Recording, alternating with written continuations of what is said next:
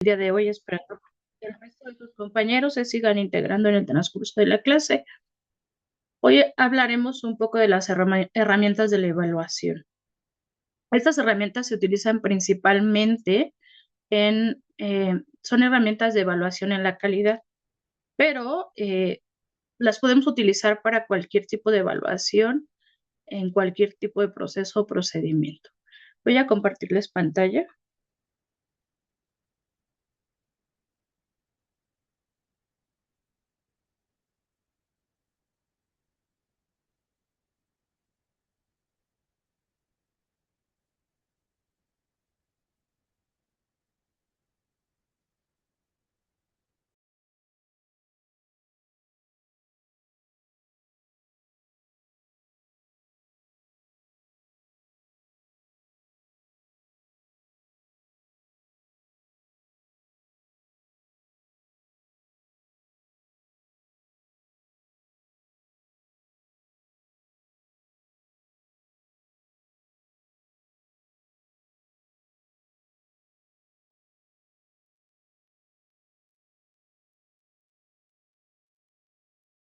Dentro de las herramientas de la evaluación encontramos de diferentes eh, tipos. La primera es el flujograma, la segunda es el diagrama de Pareto, la tercera es el diagrama de Ishikawa. Tenemos otra herramienta que se llama control estadístico de procesos, las hojas de control, el histograma y el diagrama de dispersión. Estas son 7 herramientas principales que aprenderemos el día de hoy, cómo se implementan, cómo se elaboran y los usos más comunes.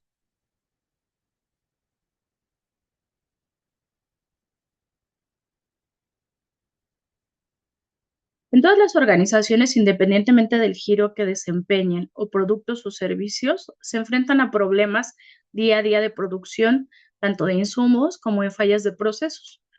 Y esto se traduce en una disminución de la calidad de los productos. Que de no identificarlos y corregirlos, podemos ocasionar serios problemas a corto y mediano plazo.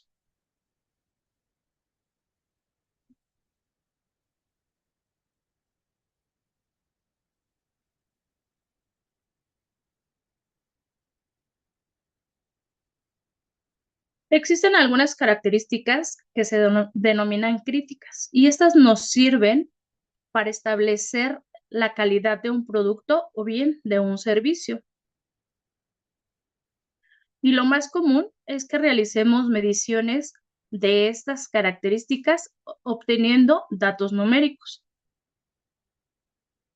Para realizar este análisis nos es útil apoyarnos de las denominadas técnicas gráficas de calidad, como lo son las 7 herramientas básicas que ya mencionamos. Estas se pueden utilizar para la solución de problemas como son el diagrama de Ishikawa, los diagramas de causa-efecto, también conocido,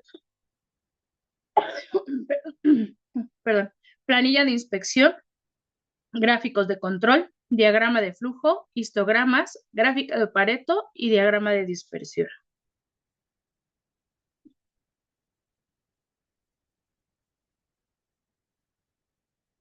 Una vez que un problema importante ha sido detectado, ya sea por análisis directo o por análisis de Pareto, es de prioridad localizar la causa fundamental del mismo. El diagrama de causa-efecto o diagrama de Ishikawa es un método gráfico que nos refleja la relación entre características de calidad o bien denominado la problemática. Estos factores que nos contribuyen o que nos afectan a que exista este problema.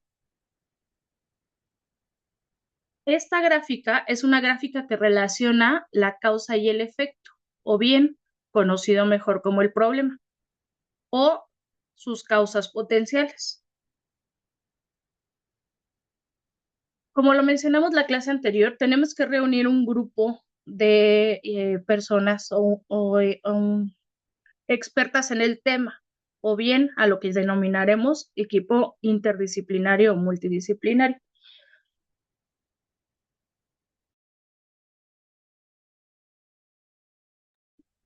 Esto con la finalidad de irle dando desglose a todas las probables causas que tenemos de la situación que nos está causando la problemática.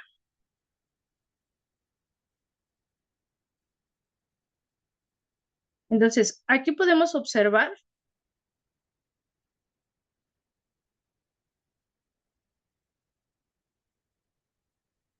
un diagrama de Ishikawa o de espina de pescado le llama, donde en la punta vamos a tener nuestro problema principal y vamos a dividir las espinas de pescado que corresponden a material, mano de obra, métodos, medidas, medio ambiente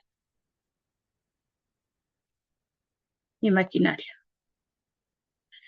Estas variables no siempre van a ser las mismas, independientemente de lo que quieramos evaluar, corregir, buscar causa raíz, es donde vamos a ir colocando. Por ejemplo, nosotros aquí tenemos materiales, mano de obra, método, medio ambiente, medida y maquinaria. Pero nosotros en el área de la salud casi no utilizamos maquinaria, pero sí utilizamos material de oficina, ¿no? Por ejemplo, los que son equipos de cómputo, impresoras, todo lo que es equipo de oficina. Entonces ese lo podríamos englobar aquí.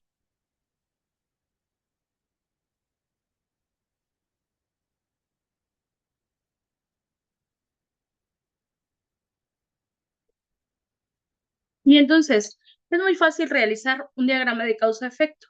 ¿Qué es lo que yo voy a buscar? Tengo mi problema principal en lo que es la cabeza de la espina del pescado.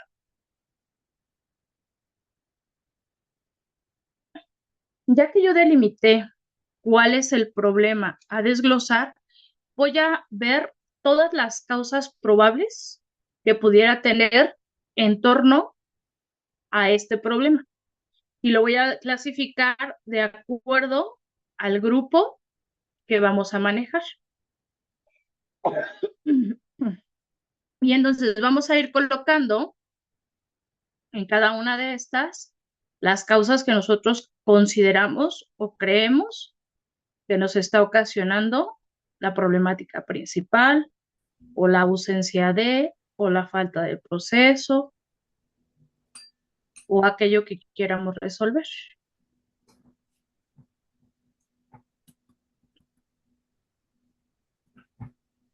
Tenemos una forma típica de resolver esto que se llama aplicar el método de los 6, el cual consiste en agrupar las causas potenciales en 6 ramas principales, como les decía, ¿no? La mano de obra, el material, el método, la medida, el medio ambiente y la maquinaria. Podemos tener 6, pero no siempre tienen que ser las 6. Pueden ser menos o pueden ser más, de acuerdo a las necesidades de la problemática que tengamos. Perdón. Y a esto se le llama diagrama de causa-efecto Ishikawa, porque después ya que tenemos este diagrama, nos vamos a enfocar en descartar todas aquellas que no son la causa de nuestro problema, hasta quedarnos con las verdaderas situaciones, consecuencias, causas o enfrentarnos a la situación que nos está dando el problema. Y de esa forma podremos darle solución a ello.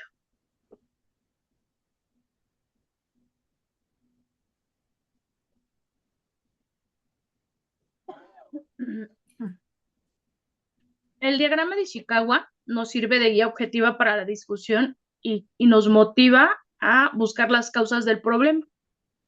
Se buscan de una manera activa y los resultados nos quedan plasmados en un diagrama. Nos ayuda a señalar todas las posibles causas de un problema, cómo se relacionan entre sí y con lo cual la solución de un problema se vuelve un reto y se motiva hacia el trabajo por la calidad. También nos ayuda a iniciar la búsqueda de soluciones de un problema y para obtener la información para construir un diagrama de Ishikawa en particular, a menudo se utilizan una sesión de lluvia de ideas que veremos más adelante.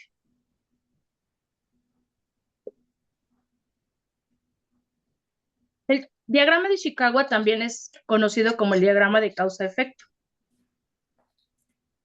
y es el método más utilizado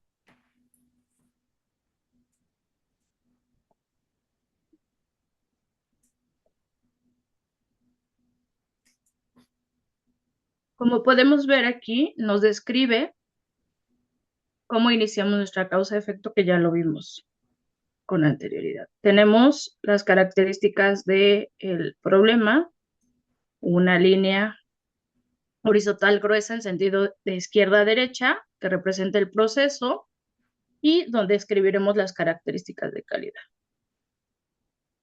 Se indican los factores causales más importantes que puedan generar la fluctuación de las características de calidad y trazamos flechas secundarias diagonales en dirección de la flecha principal. Recordemos con las 6M.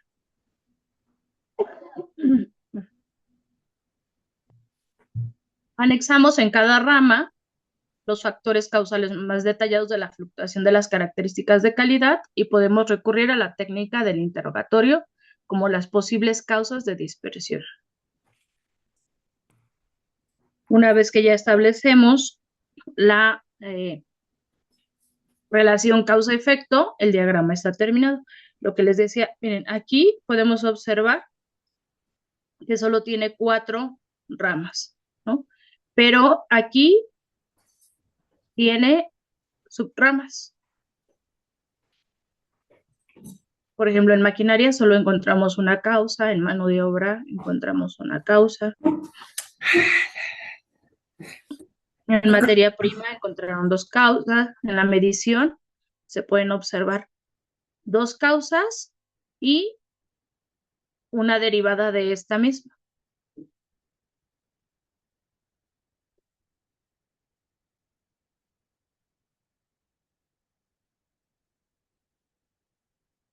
¿Cuáles son las ventajas de utilizar los diagramas de Ishikawa? Pues nos obligan a considerar una gran cantidad de elementos asociados con el problema y pueden ser usados cuando el proceso no se conoce a detalle. Se concentra principalmente en los procesos y no tanto en los productos. Pero tiene desventajas también, dentro de las que encontramos que es una sola rama que identifica demasiadas causas potenciales. Tiende a concentrarse en pequeños detalles del proceso y el método no es ilustrativo para quienes desconocen el proceso. Entonces, si nosotros no sabemos hacer o no conocemos o no utilizamos la herramienta, no la vamos a comprender, no es muy explícita y tampoco nos da las características del proceso, ¿no? Como un diagrama que vamos a ver también más adelante. El diagrama sí nos da el panorama específico de un proceso como tal y los pasos a seguir. En el Ishikawa no, solo nos da el análisis de las probables causas. ¿Por qué nos dice que es una herramienta que nos da muchas causas potenciales? Porque, como bien lo dije, tenemos un equipo multidisciplinario que nos va a ayudar a desmenuzar las causas de la situación. Y claro es que cada especialista o cada experto en el área va a defender desde su postura. Entonces, a veces no es tan efectivo por esa situación, porque cada experto en el tema va a dar su punto de vista y entonces podemos llegar a tener la situación donde no nos pongamos de acuerdo. Y es como complejo darle solución a todas las probables causas que pudieran tener el efecto sobre la falla o la ausencia del proceso.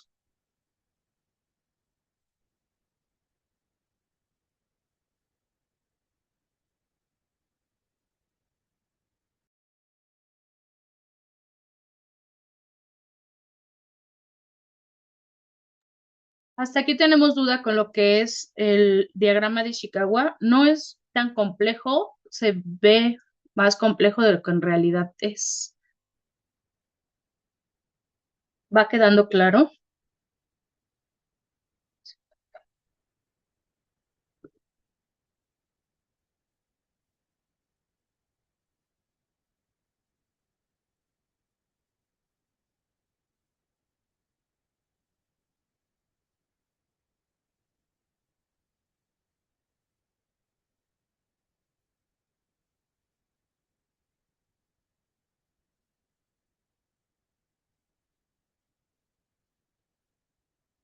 Ok. Vamos a hablar del plan de inspección. El plan de inspección nos sirve para un plan de control de calidad y es un conjunto de documentos que nos detallan estándares de calidad, prácticas, recursos, especificaciones y la secuencia de actividades pertinentes para un producto, servicio, proyecto o contrato específico. Este método nos permite que el equipo de la empresa siga una serie de pasos definidos, garantizando así que el resultado final se ajuste a los estándares de calidad requeridos. Por lo general, son los ingenieros de calidad quienes elaboran este plan y ellos se encargan de inspeccionar, verificar y probar los materiales y procesos necesarios en cada etapa de este proyecto, lo cual les permite anticipar posibles puntos críticos de control y desviaciones, lo que nos otorga tiempos necesarios para realizar ajustes y correcciones.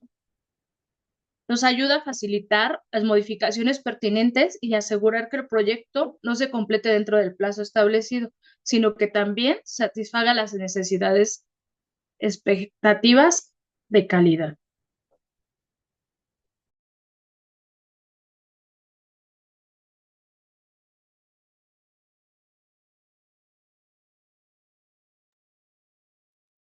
Al adherirnos a la normativa ISO 9001, que establece como requisitos sistemas garantizados de calidad,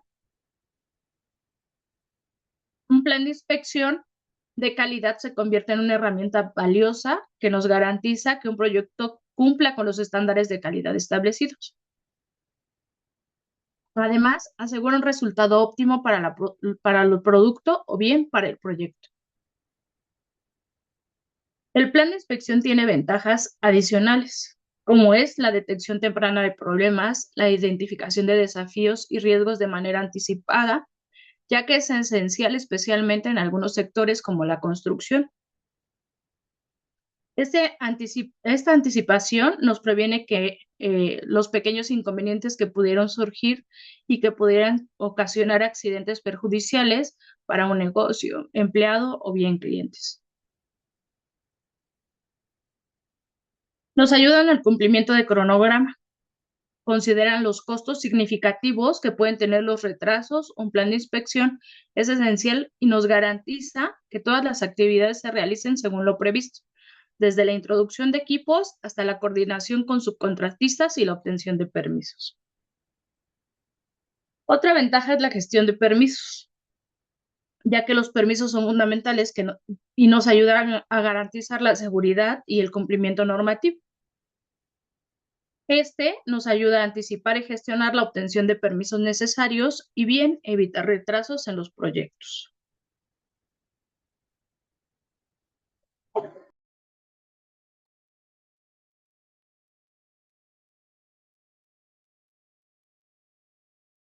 Otra ventaja es el control del presupuesto, ya que las inspecciones rutinarias nos ayudan a abordar de inmediato cualquier problema o retraso previsto, minimizando así los gastos fuera del presupuesto de los proyectos. Hay una supervisión adecuada, donde la complejidad de los proyectos puede llegar a pasar por alto pasos importantes, lo que nos resulta en un producto defectuoso, riesgo para la seguridad y la salud. Las inspecciones frecuentes establecidas en el plan de inspección de calidad nos proporcionan la supervisión necesaria y nos ayudan a garantizar la calidad y seguridad en cada etapa de los proyectos, además de establecer un sistema de calidad que previene problemas futuros y asegura el cumplimiento de los indicadores de calidad. Si bien esto lo estamos escuchando como si fuera una empresa, Como bien se los mencioné al inicio,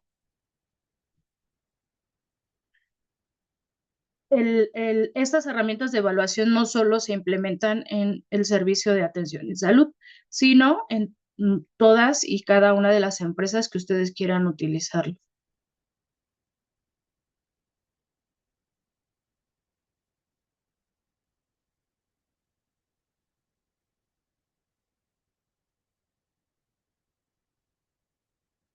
Entonces vamos a hablar de la herramienta 2 y la planilla de inspección, cómo se realiza.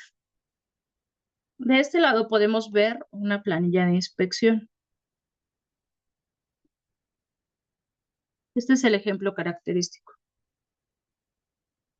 Y no es más que una herramienta de recolección y registro de información. La principal ventaja es que dependiendo de su diseño, nos sirve tanto para registrar resultados como para observar tendencias y dispersiones, lo cual hace que no sea necesario concluir con la recolección de los datos para disponer de información de tipo estadístico. El diseño de esta plantilla de inspección nos precisa un análisis estadístico previo, ya que en ella se preestablece una escala para que en lugar de registrar números se hagan marcaciones simples. Como lo podemos observar aquí, tenemos una escala.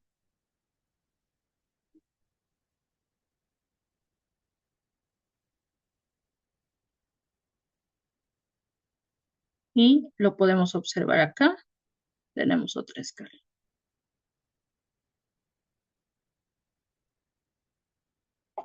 Yo la comparo un poquito con el registro de signos vitales en los pacientes en hospitalización. Ya ven que tienen su hojita de registro. Esa podría ser una planilla de inspección.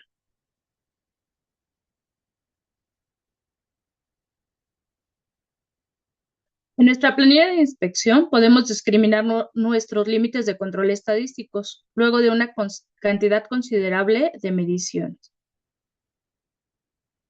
Tenemos un ejemplo. En un lote de artículos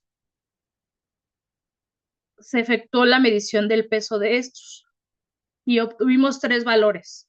El primero es 1.7, el segundo 2.5 y el tercero 2.5. Cada anotación se representa con el signo más.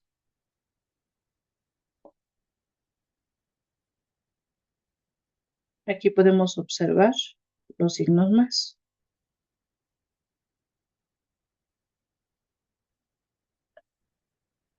Podemos observar que como al mismo tiempo que registramos nuestros resultados, la planilla nos va mostrando cuál es la tendencia central de las mediciones, el rango de la observación, y al tener discriminados nuestros límites de control, podemos observar qué cantidad de nuestro producto cumple con las especificaciones.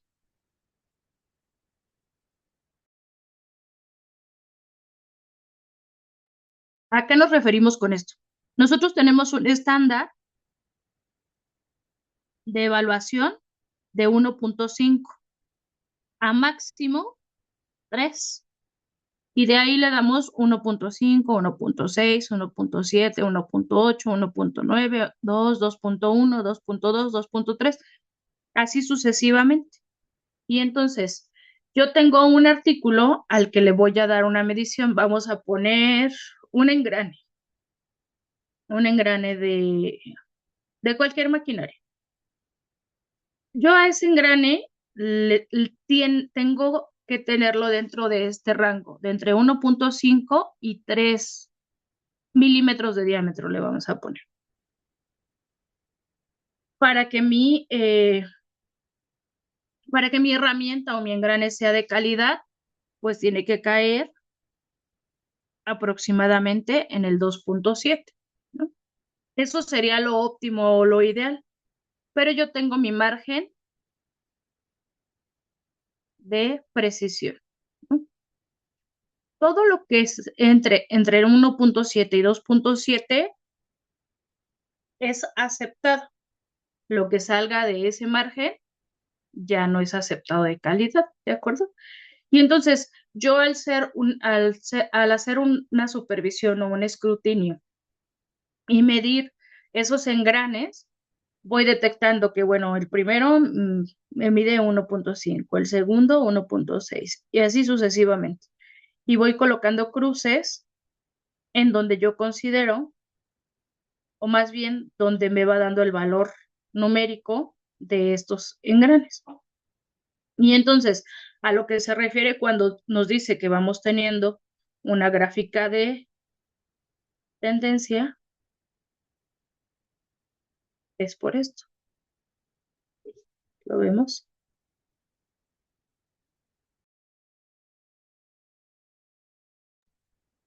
Si yo lo transcribiera a un gráfico, esta sería mi gráfica.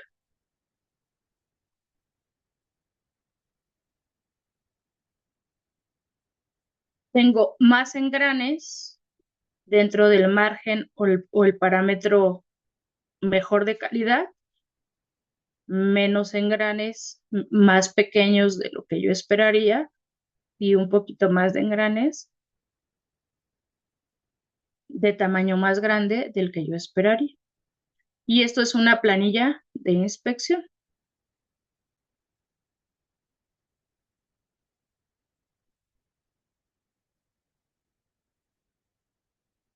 Ahora vamos a ver los pasos para ver cómo se realiza un plan de inspección. Tenemos que definir los objetivos de inspección, donde vamos a establecer claramente los objetivos que se desean lograr con la inspección.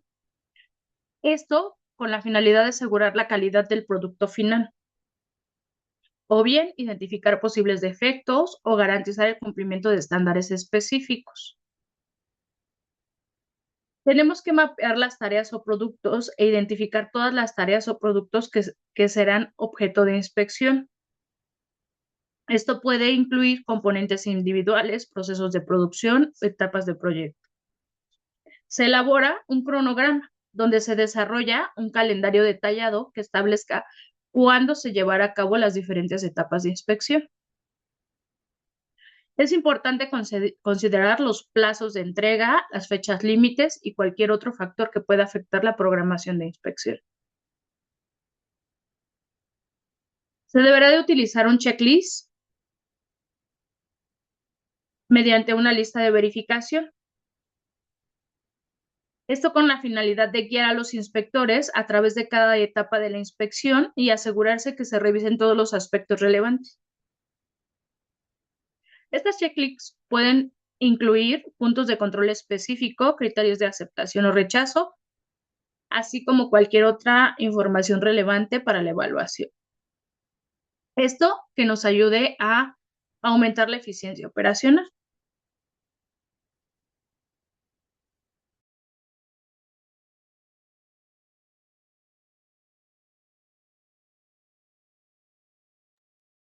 Entonces, la checklist, en, o más bien la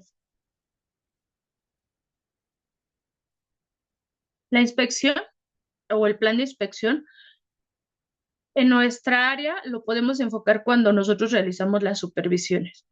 Por ejemplo, cuando se realiza la encuesta de supervisión de higiene de manos, que es el cuestionario de supervisión sombra, que ya no es sombra, pero que se realizaba de manera sombra, ese es un plan de inspección, ¿vale? Donde nosotros registramos parámetros establecidos y verificamos cuántos de nuestros elementos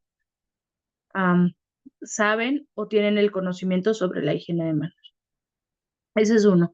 O, por ejemplo, las supervisiones dirigidas a algunos programas de salud también se puede denominar como un plan de inspección.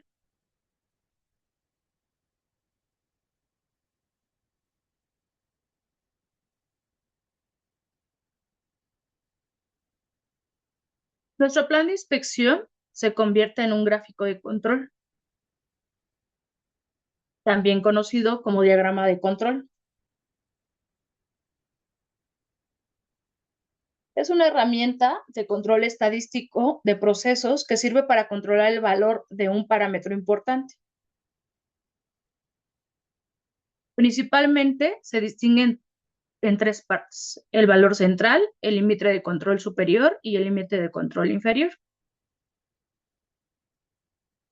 Nuestro límite de control superior lo vamos a considerar como la línea que indica el valor máximo aceptado en el proceso. Y nuestro límite de control inferior es la línea que indica el valor mínimo aceptado en el proceso. Y nuestro valor central, que es la línea que representa el valor medio del gráfico de control. Cuanto más se acercan a los puntos de esta línea, significa que más estable es nuestro proceso. Y aquí tenemos la característica de un gráfico de control.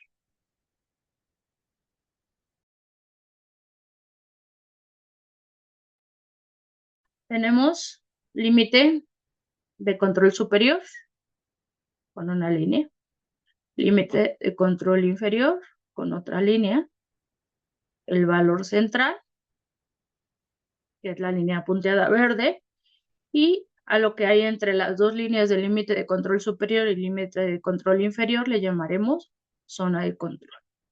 ¿Qué es lo que hicimos aquí? Nada más los valores que obtuvimos los vamos a ir colocando como si fueran puntitos, de acuerdo a la métrica que nos dio, en diferentes áreas establecidas. Y así es como vamos a hacer el gráfico de control.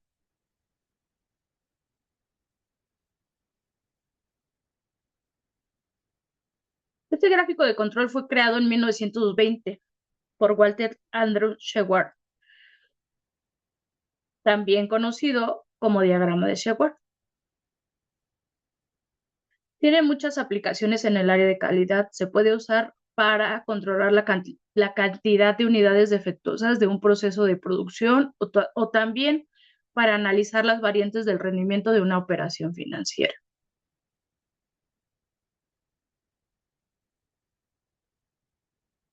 Existen diferentes tipos de gráficos de control y nos sirven para controlar los datos continuos. Dentro de los que encontramos son los gráficos de control XR, donde analizan la evolución de la medida y el rango de las características de calidad. El gráfico de control XS, donde se evalúa el valor medio y la desviación de las características de calidad. Y el gráfico de control por variables, IMR, que se representa en la gráfica de observaciones individuales y los rangos móviles en el tiempo.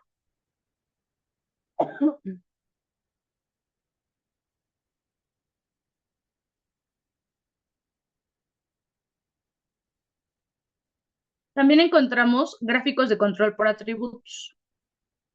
Estos se usan para controlar las unidades estudiadas, poseen una determinada característica o atributo y se puede clasificar en 4 subtipos diferentes. Gráfico de control P, que representa la evaluación de la proporción de unidades defectuosas. Gráfico de control NP, se representa el número de unidades defectuosas de varias muestras de tamaño constante. Gráfico de control C, que nos representa el número de veces que ocurre un fenómeno por unidad de medida.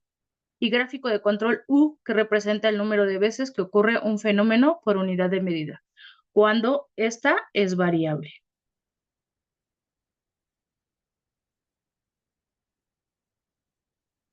Y entonces veremos los pasos para efectuar un gráfico de control. Y estos son diagramas preparados donde van registrados los valores sucesivos de las características de calidad que se van a estudiar.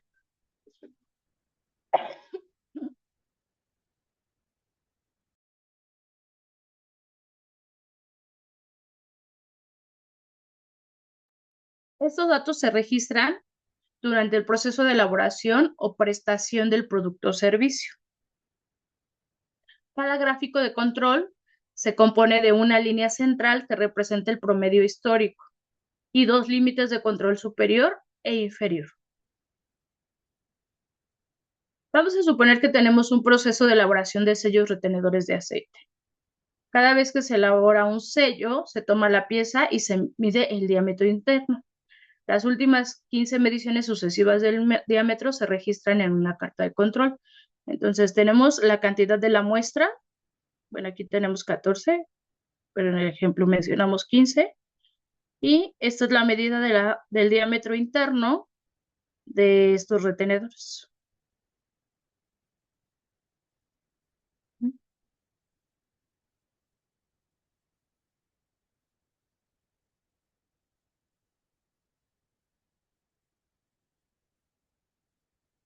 Entonces, como bien lo observamos, tenemos nuestro número de muestras y medición de diámetro interior.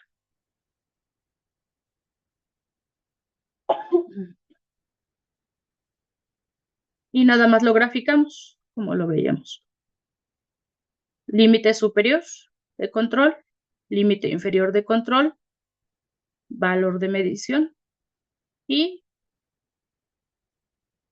todos y cada uno de los parámetros que encontramos. Aquí ya tenemos medidas de control que va desde 74.07 desde 73.95 a 74.7 y aquí sí observamos los valores de las 15 mediciones de los 15 retenedores. Como podemos ver, en este caso, todas las fluctuaciones o todas las observaciones fluctúan alrededor de la línea central y dentro de los límites, tanto superior como inferior. Pero esto no siempre es así, no siempre se encuentra dentro de los parámetros inferiores y superiores. Cuando este sale, por ejemplo, aquí, vamos a suponer que tengamos que este en lugar de estar aquí, estuviera aquí, ¿no? Y entonces aquí ya vendría una, y que este en lugar de estar aquí, estuviera aquí. Y viceversa.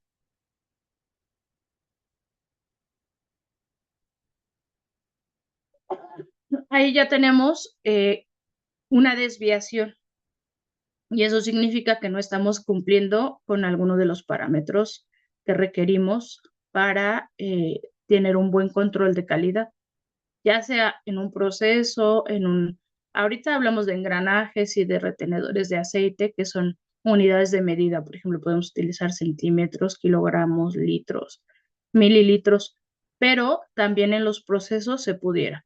Me van a decir, bueno, ¿cómo? Aquí yo puedo poner 15, vamos a poner 15 observaciones de higiene de manos, ¿no?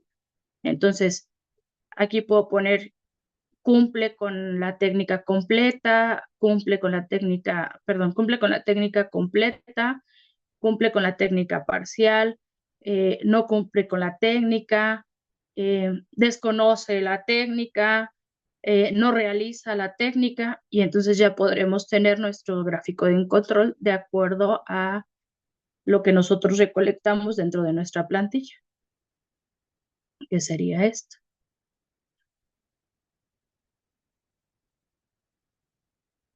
O bien lo puedo clasificar por personal, ¿no?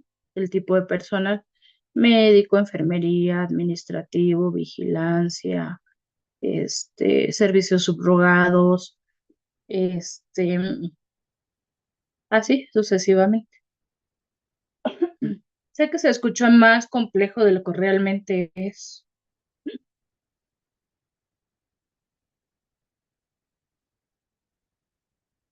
Y como bien lo vimos, existen muchos gráficos de control de diferentes tipos, pero dependiendo de lo que vamos a buscar, es el gráfico que se va a utilizar. Nosotros utilizamos este, que es el más común, el XR,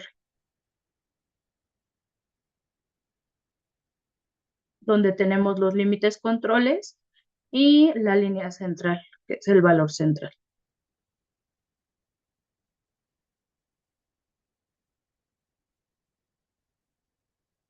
Para hacer un gráfico de control tenemos que definir el objetivo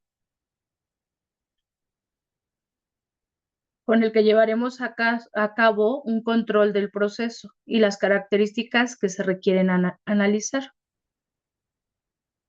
Se debe de seleccionar el tipo de gráfico de control. Esto apegado a las características del proceso y el parámetro de calidad que se pretende estudiar. Se debe de adaptar, más bien se debe de elegir el que más se adopte a las necesidades de la investigación. Se realiza una recopilación de datos. Ya que tenemos escogido el tipo de diagrama de control que se quiere hacer, debemos recoger los datos o recolectar los datos del proceso para poderlo representar.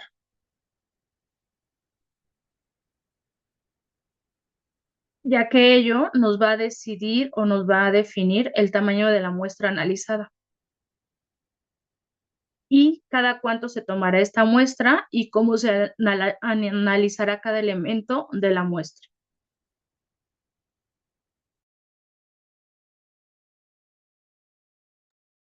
Tenemos que calcular los límites de control a partir de los datos recopilados. Deben de calcularse el valor central del gráfico del control y sus límites de control, y tener en cuenta el cálculo de los límites de control, ya que se hace de manera diferente para cada tipo de gráfico de control. Se representan los datos mediante gráficas con valores de la muestra analizada y los valores calculados, así como el diagrama obtenido en gráficos de control de procesos estudiados. Esto siempre y cuando lo queremos hacer de manera comparativa o ya tenemos un antecedente. Se analiza el resultado y se extraen conclusiones a partir de este.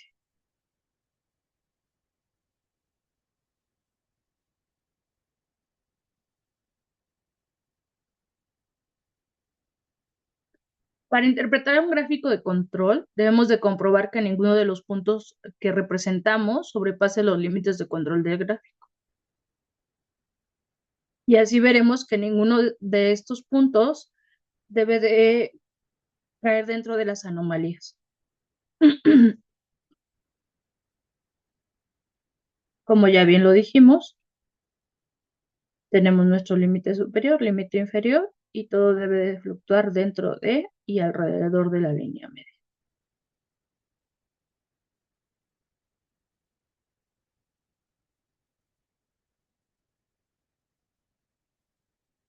Lo podemos dividir en dos para la interpretación, en tendencias y periodicidad.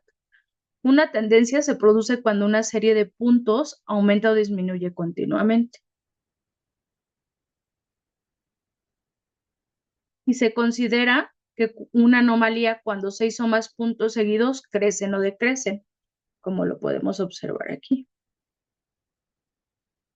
Hay una serie de más de 6 puntos que van en aumento. Entonces, lo consideramos una anomalía de tendencia. Y aquí podemos observar que va en decreción.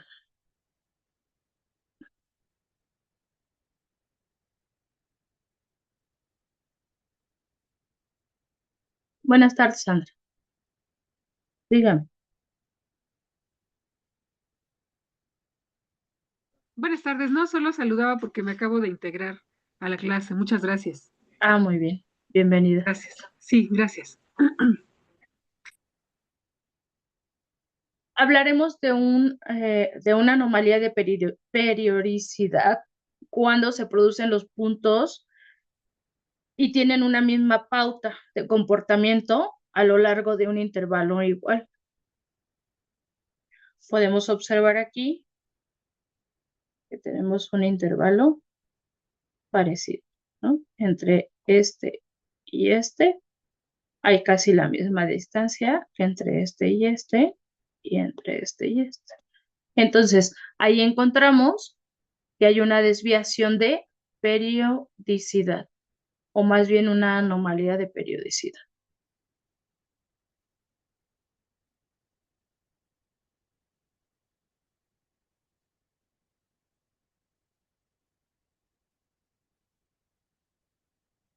¿Para qué nos sirven estos gráficos de control?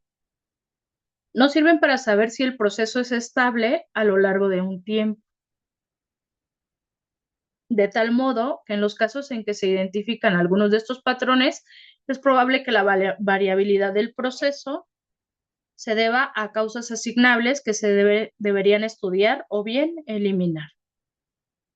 En conclusión, veremos que si no se cumple ninguna de las anomalías anteriores y todos los puntos del gráfico están dentro de los límites de control, significa que el proceso está bajo control y por tanto no es necesario hacer ningún cambio.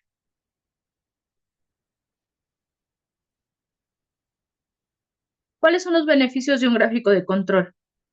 Nos da la detección de problemas de manera temprana antes de que un problema se haga muy grande y por tanto tenga consecuencias muy negativas para una empresa.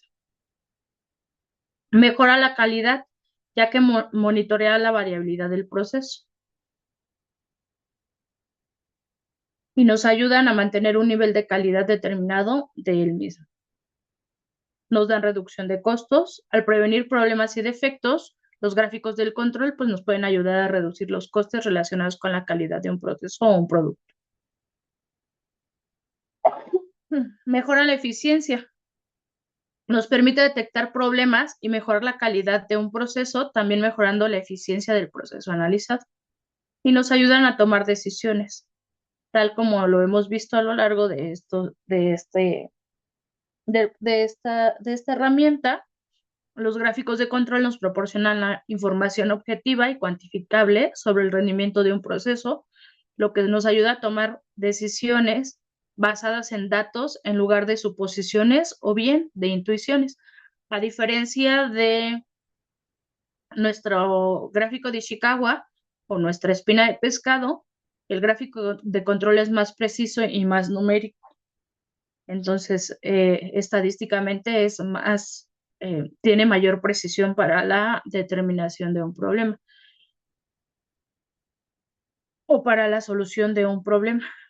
Porque, como vimos en el gráfico de Ishikawa tenemos toda, todas las cosas desde la perspectiva de cada especialista en el tema. Y aquí no, aquí tenemos datos específicos de lo que está sucediendo en cada, en cada recolección de datos. Entonces, no tenemos el yo creo, el yo pienso, es que yo considero. Aquí tenemos datos específicos que pueden ser, más bien, que se van a enlistar y después se van a graficar para considerar si tenemos una tendencia o bien una periodicidad de esta situación o de esta causa.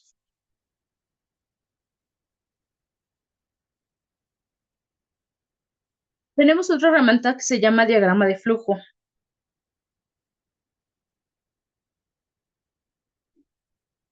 Nosotros realizamos día a día acciones como es comprar un producto, llamar por teléfono, retirar dinero de un cajero o bien enviar paquetes.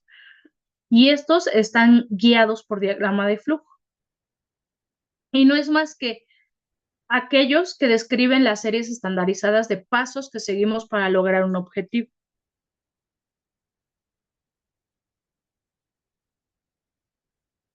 ¿Para qué me sirve un diagrama de flujo? Esos son muy comunes en nuestro área de trabajo,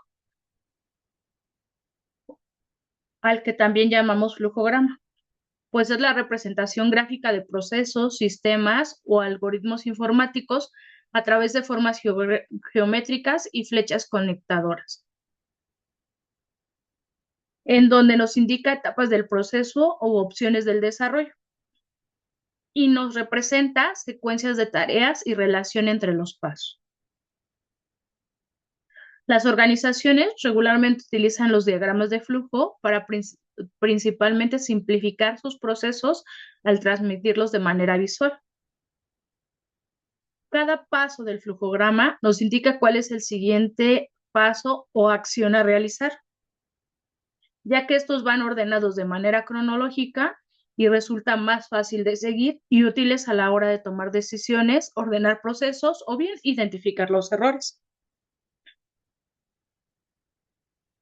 Tenemos como ejemplo una empresa de software, se aplica un diagrama de flujo para lanzar una aplicación y los nuevos empleados para complementar una tarea de manera ordenada y el departamento de calidad para asegurarse que sus productos cumplan con los protocolos necesarios.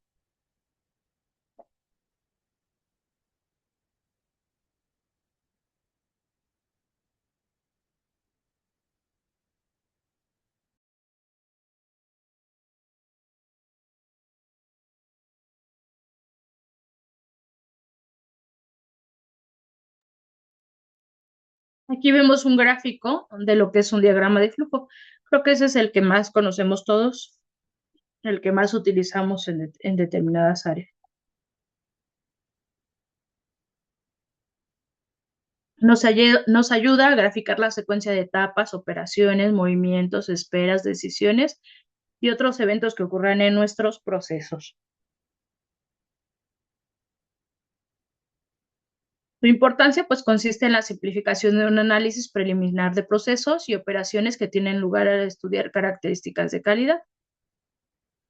Estas representaciones se efectúan a través de formas y símbolos gráficos usualmente estandarizados y de conocimiento general, ¿no? Por ejemplo, nosotros podemos observar aquí un rombo y nos dice que es una decisión. Nosotros ya tenemos definido que cuando nosotros encontramos en un flujograma o en un diagrama de flujo, un rombo es una decisión a tomar.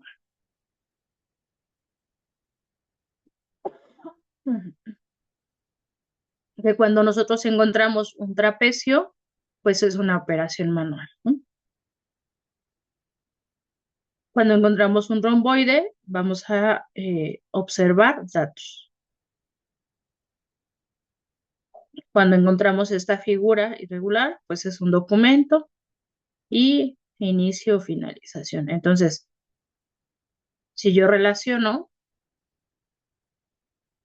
inicio,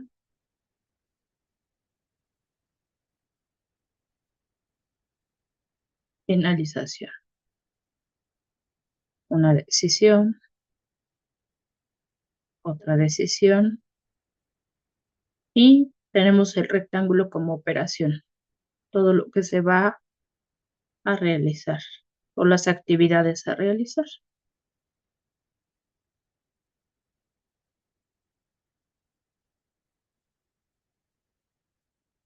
¿Cuáles son las ventajas del diagrama de flujo? Pues nos permiten manejar el tiempo de manera eficiente, nos ahorran tiempo en explicaciones extensas, ya sea al equipo de trabajo o a los clientes, ya que esta herramienta pues está con toda la información sintetizada y de manera importante. Nos ayudan a agilizar la comunicación dentro de alguna empresa o de algún sector, ya que envían la información necesaria a las áreas de ventas o bien a las áreas específicas mediante el flujograma. Nos sirve como medio de capacitación, ya que las organizaciones pues, pueden usar estos gráficos ordenados y claros para capacitar al personal de nuevo ingreso o bien mantener informado al equipo de trabajo sobre los procesos que se implementan. Nos detectan problemas, ya que podemos ver mediante estos flujogramas en qué etapa se encuentra el error dentro de un procedimiento. Y nos ayudan a detectar los aspectos que podemos mejorar o modificar para evitar conflictos o pasos innecesarios.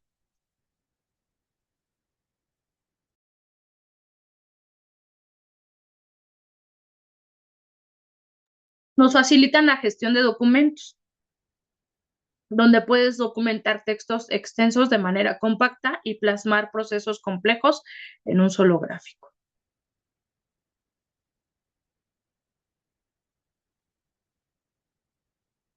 ¿Cuáles son las limitaciones de este diagrama de flujo?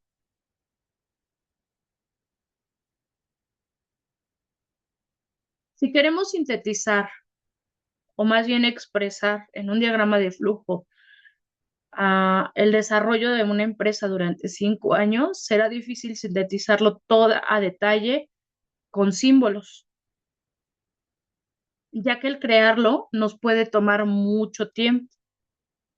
Y debido a la diversidad de formas y la lógica, se debe de mantener para que la información fluya de un paso al otro.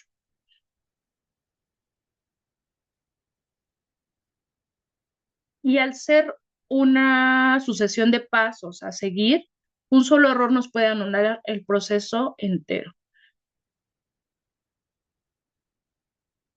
Y es necesario que se tenga conocimiento previo sobre cada uno de los símbolos que se incluyen y qué significan.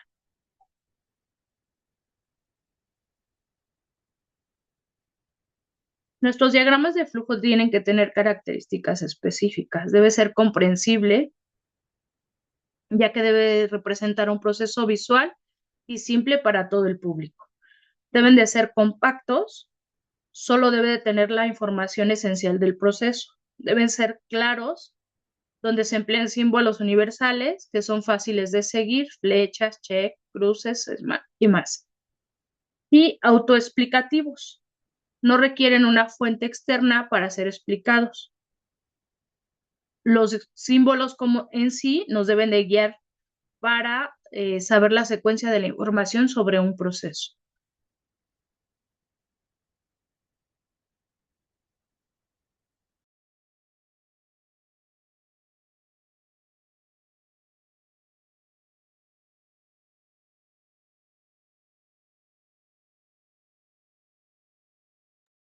Esta es una plantilla donde observamos una simbología de diagrama de flujo eh, que es universal.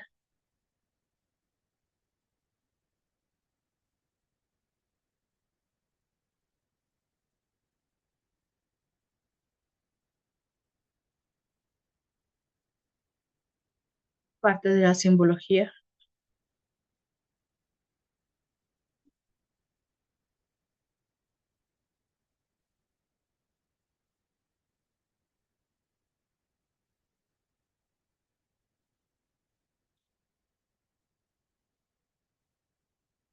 Fíjense, aquí tenemos un conector externo y nos dice conecta dos símbolos del diagrama que están en diferentes páginas. Porque mi diagrama de flujo, generalmente los diagramas de flujo los realizamos en una sola hoja o estamos acostumbrados a hacerlos simplificados. Pero un diagrama de flujo puede continuar en la hoja siguiente o en la hoja siguiente, en la hoja siguiente, y entonces para eso utilizamos un conector externo.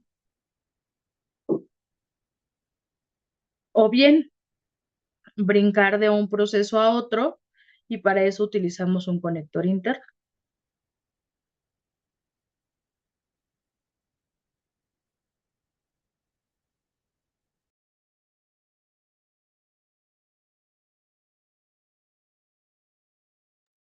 Existen diversos tipos de diagramas de flujo, en donde encontramos el de decisión, que nos refleja el camino a seguir para tomar una decisión. Se aplica, por ejemplo, cuando vamos a contratar un nuevo empleado o llegan nuevos al mercado.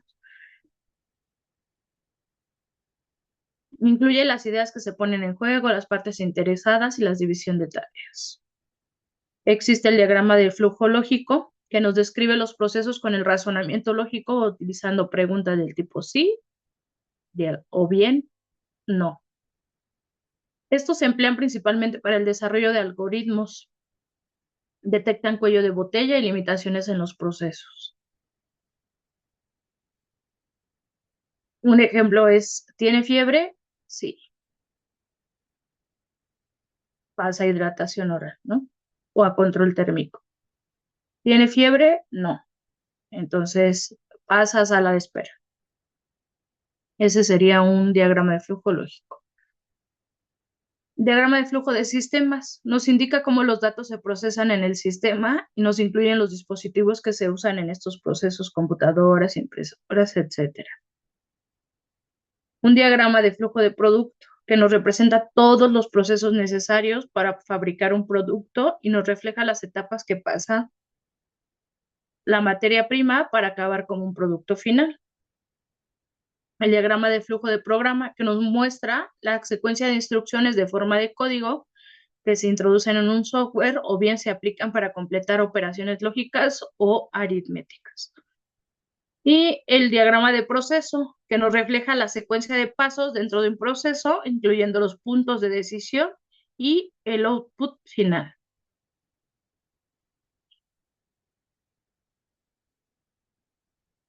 ¿Cómo vamos a hacer un diagrama de flujo? Pues vamos a determinar cuáles son los elementos del proceso y herramientas que son adecuados para construirlo según el objetivo. Hay páginas en Internet que ya nos hace un diagrama de flujo.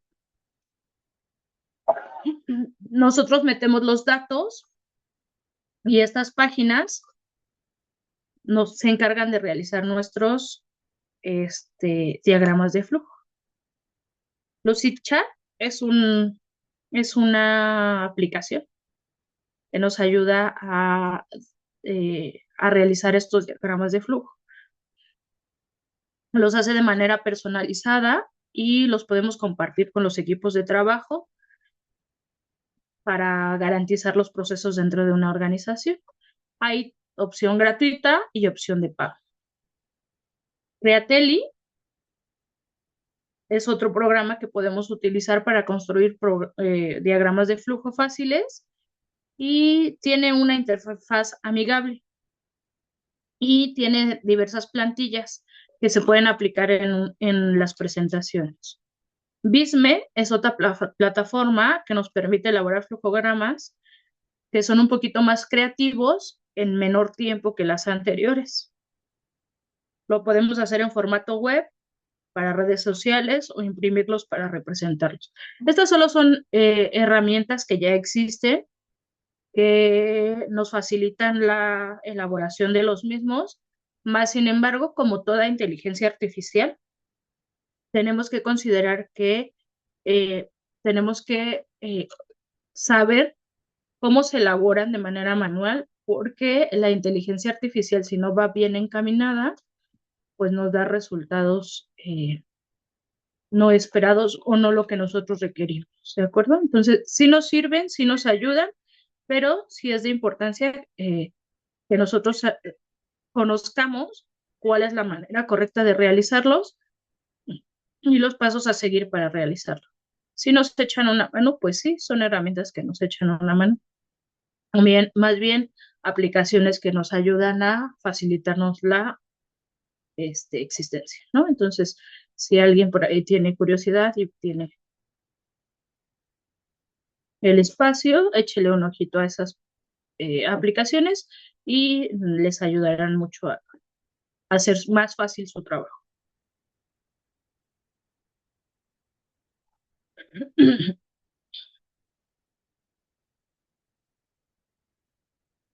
Tenemos que definir público objetivo para continuar con bueno, es que estábamos viendo los pasos a seguir para realizar nuestro flujo, ¿no? De manera manual. Entonces, ya que tenemos definido el objetivo, entonces vamos a definir el público objetivo que se va a evaluar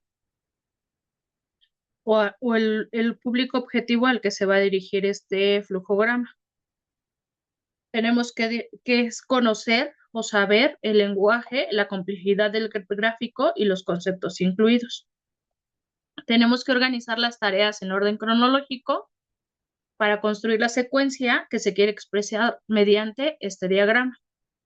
Se van a asignar los símbolos dependiendo del tarea o concepto que se requiera expresar y tenemos que simbolizar el punto de inicio, los pasos internos y bien el paso final. Se crea un borrador y se verifica si necesita alguna corrección antes de mostrarlo.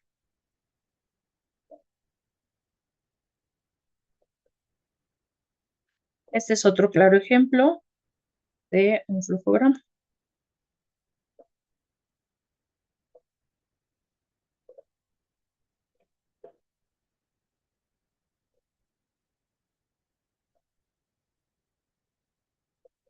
Existe otra herramienta que se llama histograma. Este es un diagrama de tipo estadístico en el que se representa un conjunto de datos estadísticos mediante barras rectangulares, de manera que cada barra del histograma es proporcional a su frecuencia correspondiente. Este histograma nos sirve para representar gráficamente variables continuas, como por ejemplo el peso de una muestra estadística. También nos permite visualizar rápidamente la forma en que tiene una distribución. Cada barra de un histograma de frecuencias tiene una anchura proporcional a la amplitud del intervalo y una altura proporcional a la frecuencia del intervalo.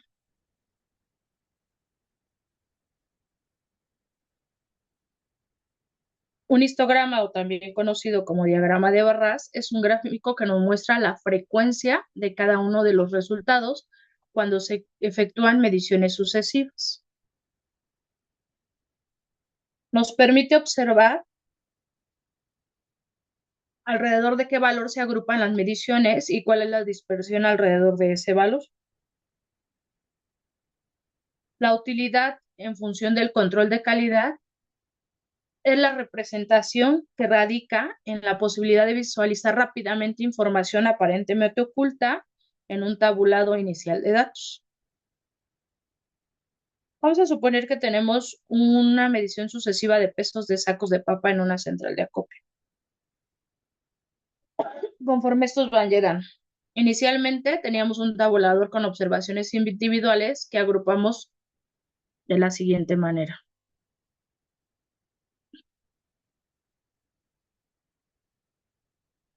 Tenemos intervalo, número de sacos. Recordemos que estamos teniendo un número de sacos de papas. Entonces, dentro de un rango de 55 a 60 kilogramos, encontramos un saco de papas. Dentro de un intervalo de 60 a 65 kilogramos, encontramos 17 sacos de papas. Dentro de un intervalo de 65 a 70 kilogramos, encontramos 48 sacos de papa. Dentro de un intervalo de 70 a 75, 70 sacos de papa y así sucesivamente. Cuando yo lo llevo a mi gráfica de frecuencia, que es la cantidad de sacos que yo encontré de 0 a 70, porque mi valor máximo es 70,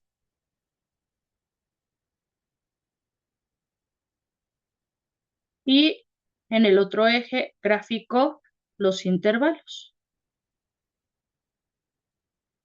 Los intervalos que están dados por los kilogramos. 55, 60, 55, 60.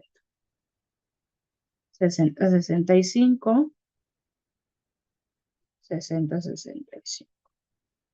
Así, todos y cada uno. Mi máximo, 95, 100, 95, 100. Y entonces así yo es como voy a graficar un histograma. Tengo que solo encontré un saco en el primer intervalo. En el segundo encontré 17 sacos. En el tercero encontré 48 sacos.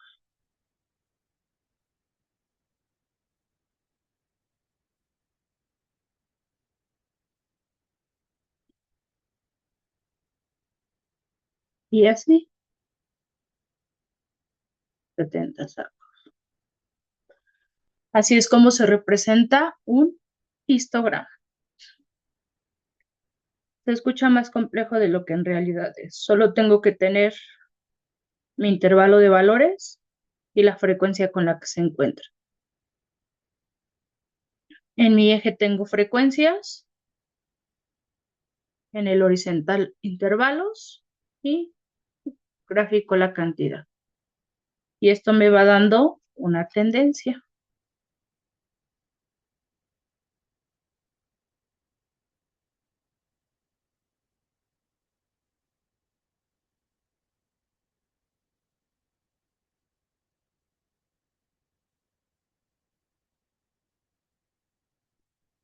¿Cómo debemos de hacer un histograma? Pues debemos de dividir el eje horizontal del histograma en intervalos según la serie de datos, representar los valores de las frecuencias de los intervalos en el eje vertical del histograma. Para cada intervalo se debe dibujar una barra rectangular con una altura equivalente a la frecuencia de intervalo y tenemos que tener en cuenta que las barras de los dos intervalos consecutivos deben tocarse. Traducción, esto, mis frecuencias, mis intervalos y mis barras con los valores representados. ¿Sí?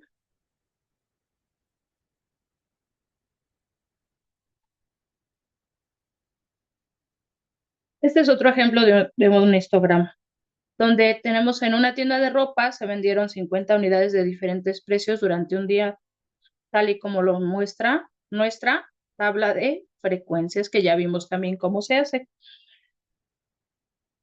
Y nos dice que debemos de construir un histograma a partir de los datos registrados de ventas realizadas. Entonces tenemos precio de 1 a 10, de 1 a 20, de 20 a 30, de 30 a 40, perdón, y así sucesivamente. La frecuencia con la que se vendieron las unidades: 4 de 1 a 10, 7 de 10 a 20, 9 de 20 a 30, 30 de 14, perdón, de 30 a 40, y así sucesivamente hasta que tenemos un cálculo de 50 unidades de ropa vendida. Y entonces tengo mi intervalo, eje de intervalo, eje de frecuencia y mis barras representativas. Por ejemplo, aquí esta es de 14.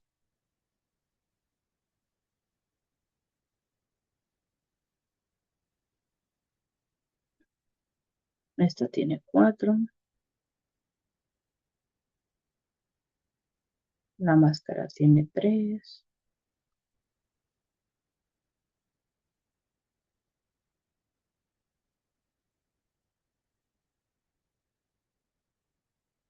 Veremos nuestra sexta herramienta.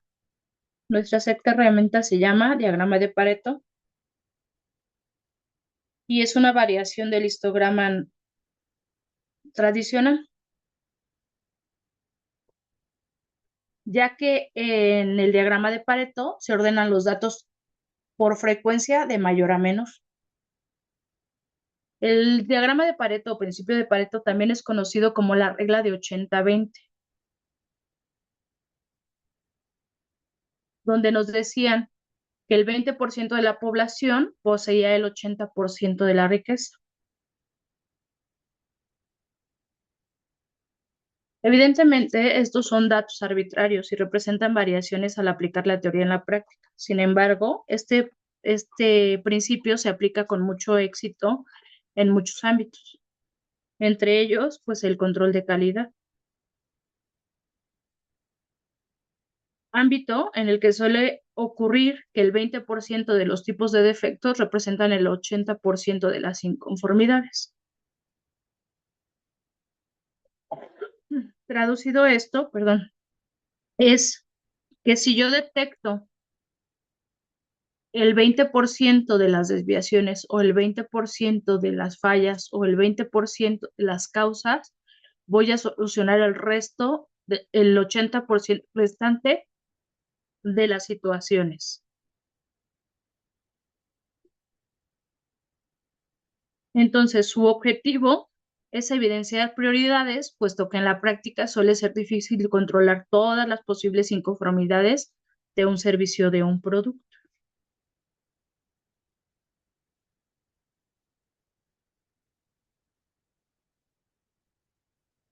Tenemos un ejemplo. En un proceso que produce refrigeradores, se desean establecer controles de defectos que aparecen en las unidades que salen con producto terminado en una línea de producción. Para ello, tenemos que determinar cuáles son los defectos más frecuentes. En primer lugar, clasificaremos todos los defectos posibles.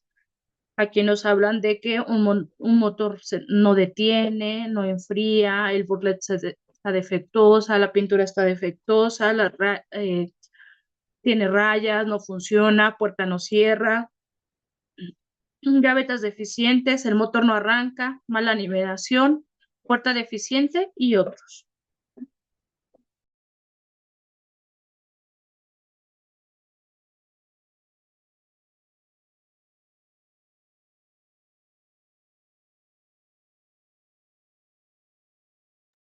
Vamos a observar que después de inspeccionar 88 refrigeradores defectuosos, se obtuvo una tabla de frecuencias en donde vimos el tipo de defecto y el número de refrigeradores que se encontraron en ese defecto. Aquí podemos observar que el que mayor número de frecuencia tiene es el 36 y 27, donde el motor no detiene y no enfría. Entonces, en teoría de Pareto, estas dos son las causales y al nosotros corregir estas dos causales, se van a corregir el resto del 80% de las causas de las fallas de estos refrigeradores. Entonces, se deben ordenar los datos y se anexan una columna de frecuencias y de frecuencias acumuladas. Esto traducido en porcentajes, como lo vemos aquí. Ya tenemos en primer lugar, que es nuestro primer problema, el motor no detiene, que representa el 40.9% de frecuencia y 40.9% en frecuencia acumulada. Que no enfría, tenemos 27 refrigeradores, que representa el 30.7% de nuestro problema y 71.6% en la frecuencia acumulada.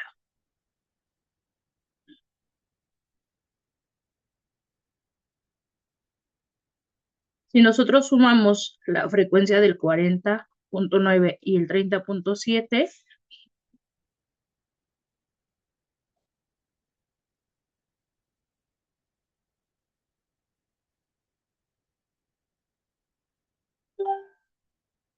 nos da un total de 71.6%. Entonces, el problema mayor de estos refrigeradores, pues son estos.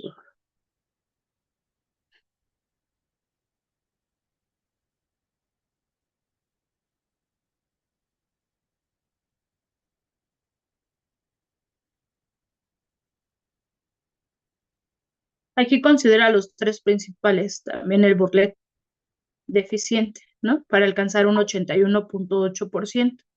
Y entonces nos dice que el 81.8% de los defectos del proceso corresponden al 25% de los tipos de defectos. ¿Por qué esto? Porque toma los tres primeros, pero en total tenemos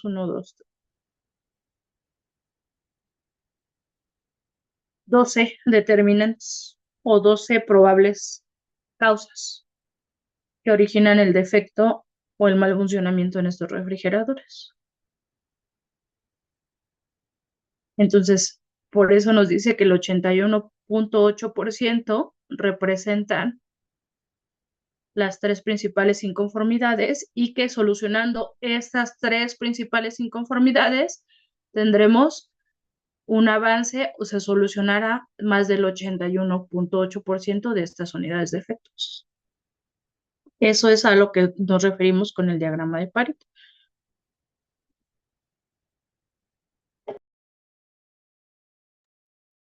¿Qué es lo que hacemos aquí? Pues tenemos nuestras frecuencias en cantidad o en porcentaje, como ustedes lo quieran transcribir, y las probables causas a corregir. Y así lo representamos de una manera gráfica en un diagrama de Pareto, donde tendremos como las tres primeras barritas o las tres primeras barras del diagrama, las causas más con mayor frecuencia para darle solución a la situación, al problema, proyecto, lo que estemos desglosando. Nuestra séptima herramienta es el diagrama de dispersión. Este diagrama de dispersión también es conocido como gráfico de correlación. Estos diagramas nos permiten básicamente estudiar la intensidad de la relación entre dos variables, que denominaremos X y Y. Se dice que existe una correlación entre ambas si estas son directa o inversamente proporcionales. En un gráfico de dispersión se representan cada par XY y como un punto donde se cortan las coordenadas de X y Y. En un proceso se ha evidenciado la fluctuación del peso del producto terminado. Luego de efectuar un análisis de posibles causas, se presume que el parámetro de humedad del proceso tiene una directa relación con el cambio de peso. Para ello, se efectuó un registro de parámetros del proceso y el peso del producto final se tabula de la siguiente manera. Tenemos un producto. Ese producto tiene un peso en específico o requiere tener un peso en específico, pero se ha visto que de acuerdo a la humedad que existe en donde se elabora ese producto, hay una variación de este peso o sí hay una fluctuación o una variación de este peso. Entonces, se determina la variable humedad y la variable peso, ¿no? Vamos a ver a qué humedad y el peso del producto. Por eso tenemos una gráfica de control de datos, donde tenemos la cantidad de humedad y el peso que representa el producto.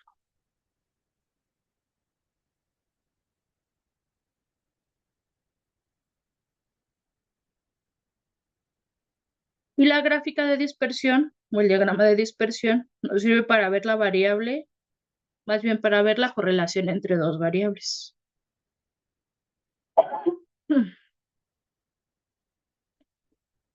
Podemos observar, aquí graficamos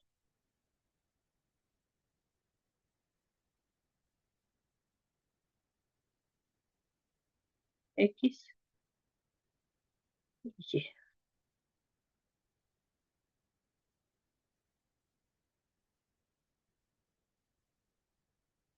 donde tenemos el peso y el grado de humedad.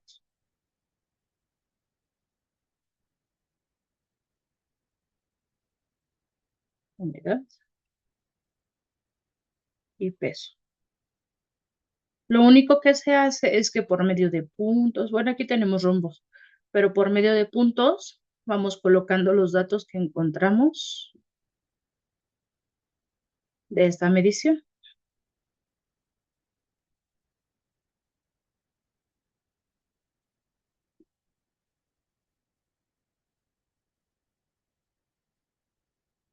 Cuando nosotros tenemos, bueno, aquí si nosotros trazamos una línea diagonal, podemos observar que los puntos están muy cercanos a esta diagonal. Entonces, eso nos explica a nosotros o nos deja ver que tenemos una correlación positiva. ¿A qué se refiere con una correlación positiva? Que las dos variables van de la mano, o que bien el peso más bien la humedad del medio donde se realiza este producto interfiere en el peso final del producto. Si nosotros tuviéramos puntos muy dispersos que salieran de la línea media con nuestras mediciones, entonces diríamos que las dos variables no tienen correlación. ¿A qué nos referimos con que no tienen correlación? La humedad no interfiere con el peso final del producto.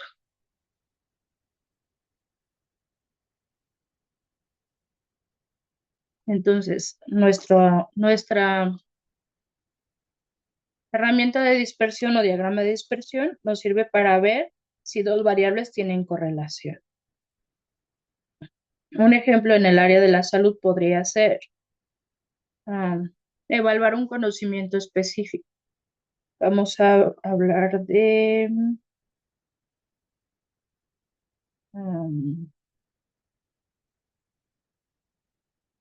tuberculosis.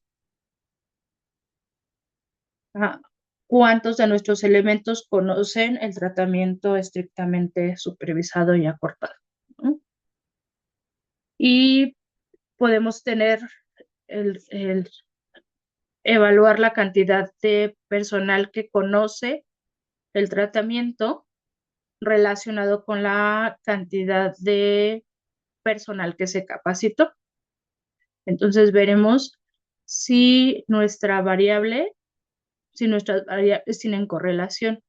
En teoría, el personal que tiene la capacitación tendría que tener el conocimiento, ¿no? Pero podríamos encontrar por ahí a alguien que no tuvo capacitación y que, más sin embargo, tiene el conocimiento. O viceversa, todos los que tienen capacitación no tienen conocimiento.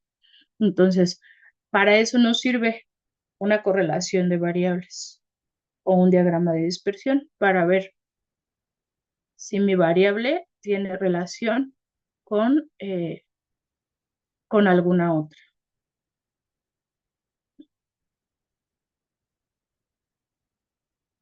Nuestra última herramienta de la que hablaremos es una lluvia de ideas. Cuando vimos el diagrama de Ishikawa, les comenté que regularmente se realizaba una lluvia de ideas para realizar la identificación de las causas-efecto.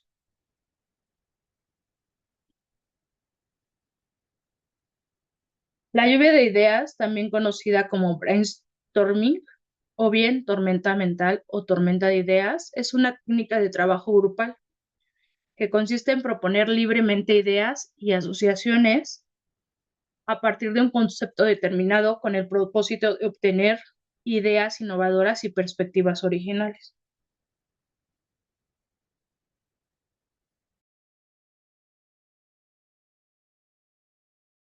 Fue popularizada y formalizada como método a mediados del siglo XX por el publicista y teórico en creatividad estadounidense Alex F. Osborne, 1888 a 1966.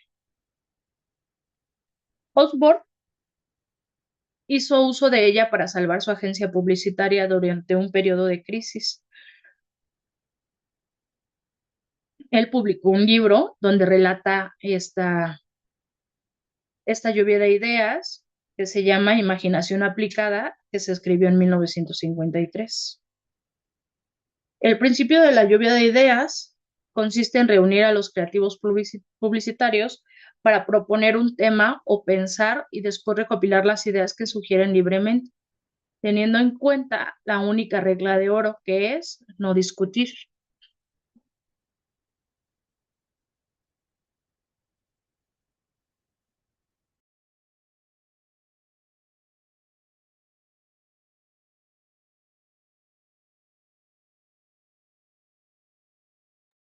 Esta herramienta nos ayuda a generar muchas ideas rápidamente, sin filtrarlas al inicio. Lo importante es colocar todo lo que se nos ocurra relacionado con el tema y luego poder organizarlo de manera mejor. Es una técnica sencilla y creativa que nos permite generar muchas ideas en muy poco tiempo, sin preocuparse si son buenas o malas ideas. El objetivo de la lluvia de ideas es dejar fluir los pensamientos sin filtros sobre un tema específico, para luego organizar y elegir mejor las ideas.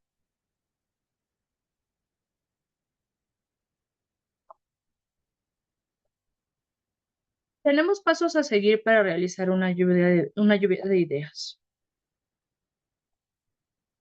Debemos elegir los participantes, ya que el grupo idóneo para una sesión de lluvia de ideas está compuesto por personas distintas entre sí, que deben ser labores diferentes y valores distintos, pero con el suficiente espíritu institucional o la suficiente disciplina como para enfrascarse en diatribas personales. Uno de ellos debe ser el moderador, idealmente alguien que tenga cierta autoridad en la materia. Ya que elegimos al grupo limitado, debe de reunirse en un espacio aparte, sin contacto con otras personas ni interrupciones. Debemos poner en claro las cartas del juego o las reglas del juego, ya que es importante que los participantes estén comprometidos con la sesión, dispuestos a colaborar y que comprendan las reglas elementales de la lluvia de ideas.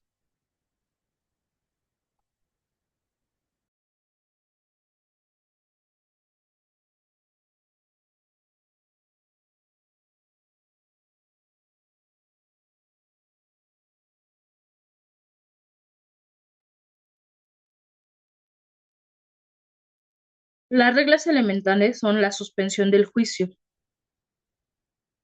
en donde durante la lluvia de ideas no se critican ni se evalúan los aportes, sino que se sumarán y se apuntarán todas las ideas posibles,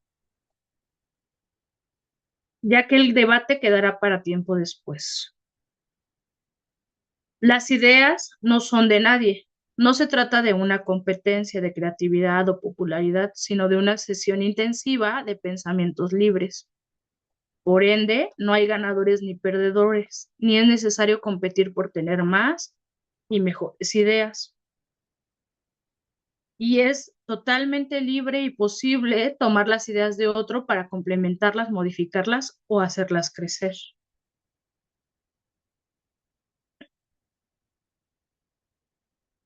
Todos los participantes deben aportar, nadie debe de quedarse en silencio. Todas las ideas son iguales de válidas y deben adoptarse sin distinción ni discriminación alguna. Las ideas expuestas pueden ser de distinto tipo, graciosas, severas, atrevidas, sin restricción. Debe de llevar un registro de la sesión. En cuanto la lluvia de ideas comience, la idea es contar con una pizarra o un soporte de algún tipo para anotar las ideas, ya sea un cuaderno, una libreta, una bitácora, lo que ustedes decidan. Pero la idea es que sean visibles para todos. Debemos de establecer un tiempo y debe de ocurrir en un espacio o en un aire de confianza, de colaboración y de ser posible en comunión. Importante de respeto.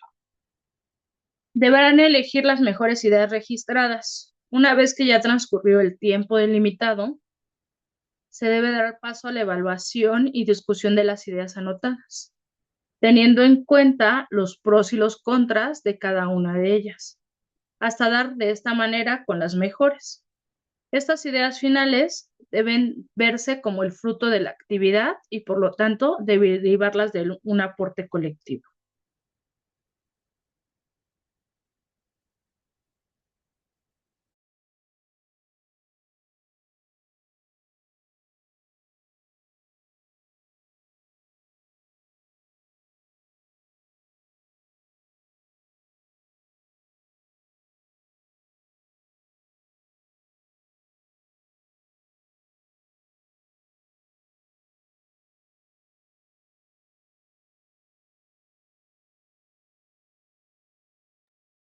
Tenemos pasos a seguir para realizar la lluvia de ideas. Tenemos que elegir un tema como paso número 1.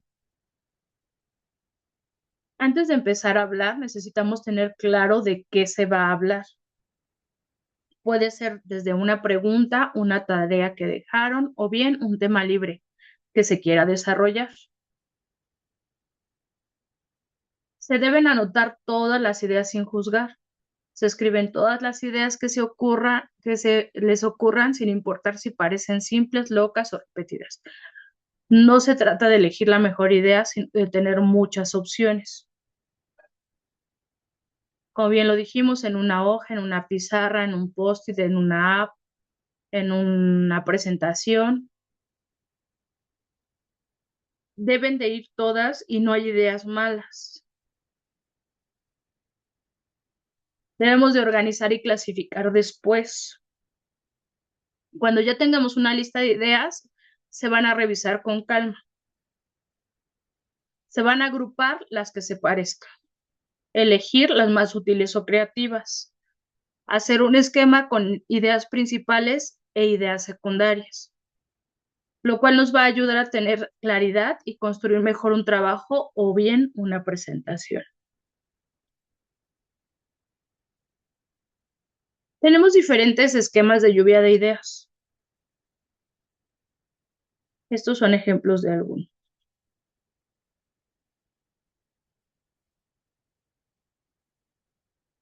En realidad no hay límite o no hay un esquema específico que nos dé, eh, como en el Ishikawa, que es la espina de pescado, o bien una gráfica de dispersión, una gráfica de Pareto. Para la lluvia de ideas no hay un esquema estandarizado. Yo aquí pudiera utilizar lunas, estrellas, rombos, círculos, cuadrados. figuras irregulares y seguiría siendo una lluvia de ideas, siempre y cuando tenga la idea principal o el objetivo principal en el centro. Como podemos ver, aquí hay más círculos y tenemos como un cerebro en una cajita de donde viene la situación o el conflicto que tenemos. Pero sí tiene que tener características específicas. Tiene que tener rapidez. Se generan muchas ideas en poco tiempo. Debe de haber participación. Todos los miembros del grupo pueden opinar. Debe ser creativa. Se fomenta pensar diferentes y sin límites. Sin juicios. Ninguna idea se critica ni se descarta al inicio. Y tenemos que reunir a un grupo de personas en torno a un único tema de reflexión, bajo la premisa de aportar todas las ideas que tenga sobre el tema. Este grupo puede variar en número de participantes, pero debe de ser de un número manejable, que nos permita una atmósfera de confianza y libertad. No vamos a integrar a una lluvia de ideas a un grupo de 100 o 200 personas porque no vamos a llegar a ninguna conclusión.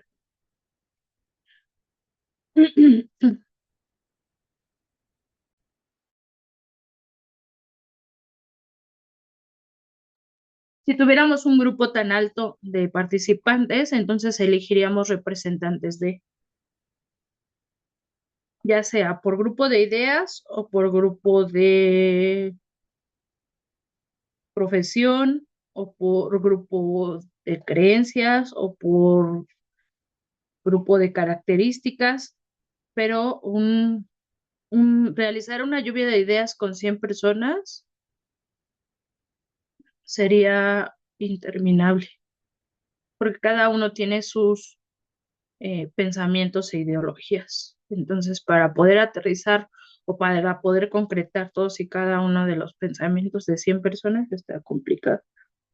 Sí, no hay un número limitado de participantes, más sin embargo, pues tiene que ser un grupo donde podemos delimitar o más bien clasificar todas estas ideas que se tienen. Y podremos ver que también en un grupo de 100 personas, muy probablemente la mayoría caigan en una misma coincidencia o en una misma decisión o en una misma característica. Entonces, es irrelevante tener un grupo tan grande para poder sintetizar o para poder concretar este proyecto o este proceso.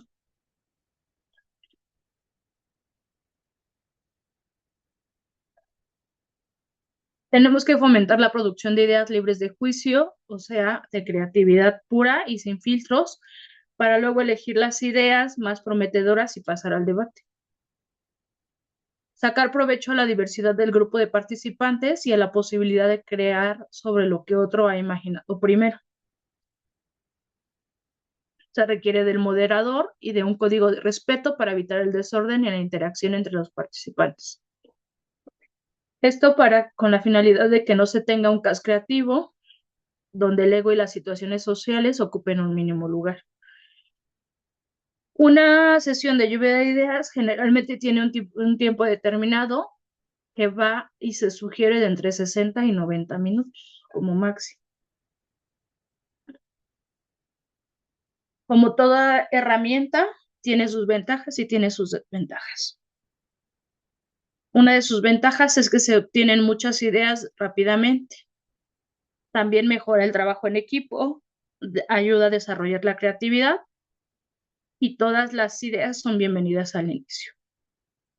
Sus desventajas es que alguna de las ideas puede ser poco realista, si no se modera bien puede haber desorden, que algunas personas pueden quedarse calladas y que pueden tomar tiempo para organizarlas después.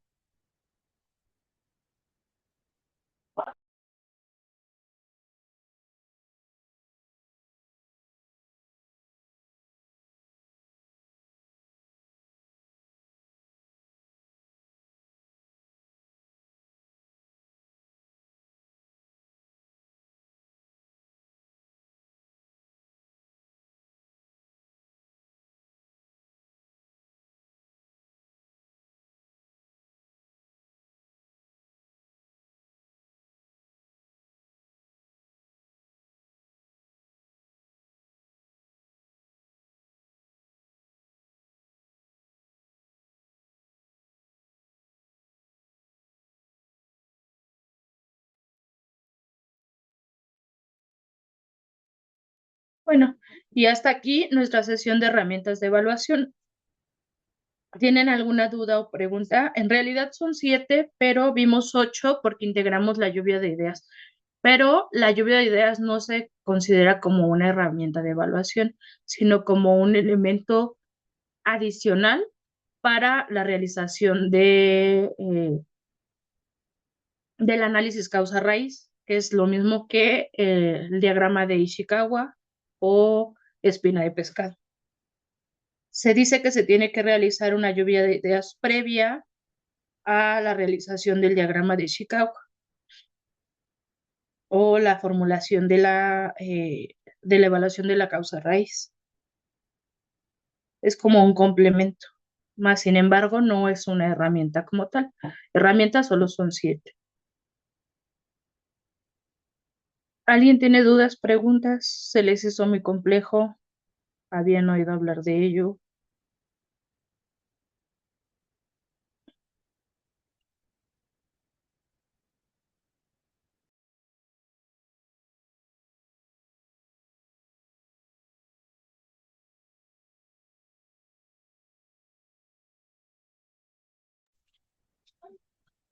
Bueno, yo llegué un poquito tarde a la clase y la verdad es que al principio como que no le había agarrado la onda al tema.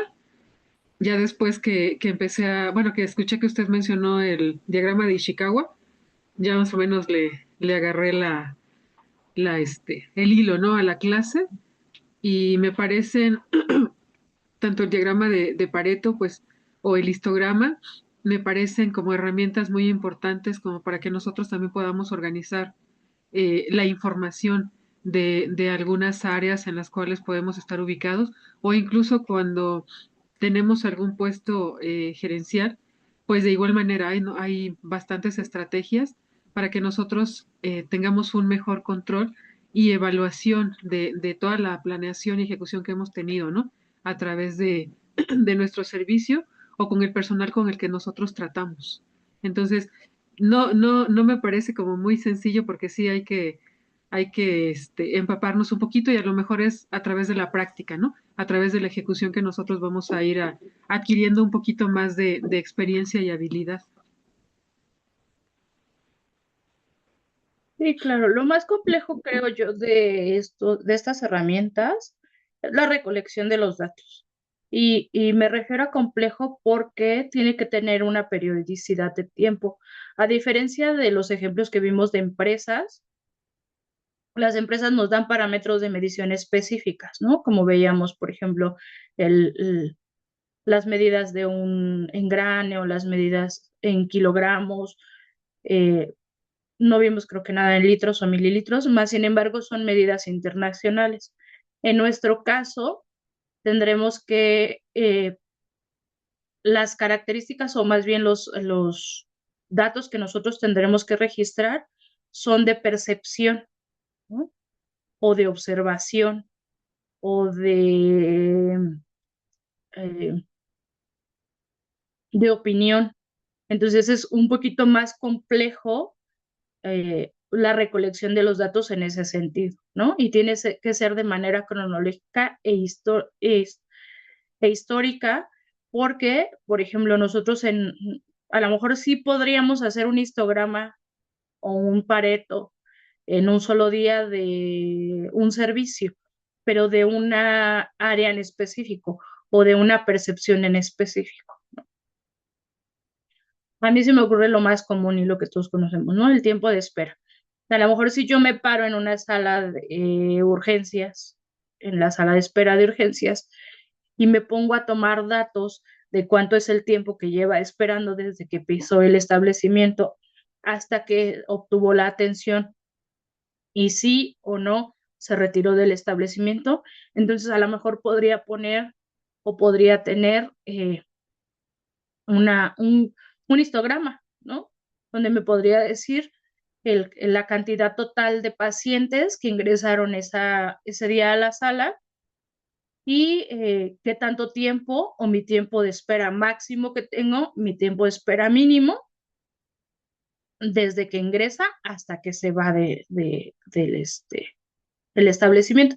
Y usted me va a decir, bueno, ¿y eso a mí para qué me sirve, no? pues nos sirve para mejorar la calidad de la atención, ¿no? O bien podría tomar datos como la gravedad, ¿no? La gravedad de esos pacientes y entonces podría ver si ahí podría utilizar a lo mejor dos variables, ¿no? El tiempo que transcurre en que me atienden y la gravedad del problema por el que viene el paciente. Entonces podría ver si el tiempo, si las personas que atendemos de manera más pronta son las que llevan mayor gravedad o a la inversa, ¿no? Estoy atendiendo de manera más pronta a las personas que llegan con menor datos de gravedad y ahí podría utilizar una gráfica de dispersión donde voy a ver la correlación de dos variables, ¿no? Que es tiempo de espera, gravedad del problema. Digo, es un ejemplo burdo y a lo mejor es así como hasta ilógico, pero es una manera de tratar de aterrizar lo que estamos viendo. En realidad, en el área de la salud se utiliza de mayor manera el diagrama de Chicago, ¿no? O el FODA, que también ahora actualmente está de moda. El FODA son dos herramientas que se utilizan para la toma de decisiones con respecto a los servicios de salud, ¿no? Pero es importante que conozcamos y que sepamos que también existen otras 6 herramientas que podemos utilizar, que podemos implementar y que se realizan de manera, les voy a repetir, como dice su compañera, esto es como a la práctica, cuando ya lo empezamos a efectuar o a ejecutar, ya se nos hace como de manera más fácil. A lo mejor el hablar de tanta terminología nos, nos confunde, ¿no? O sea, ¿de qué me está hablando? Trata de hacerlo de la manera más práctica para que de alguna manera ustedes lo entiendan. A lo mejor ahorita de primera intención no lo perciben así porque es la primera vez que lo escuchan.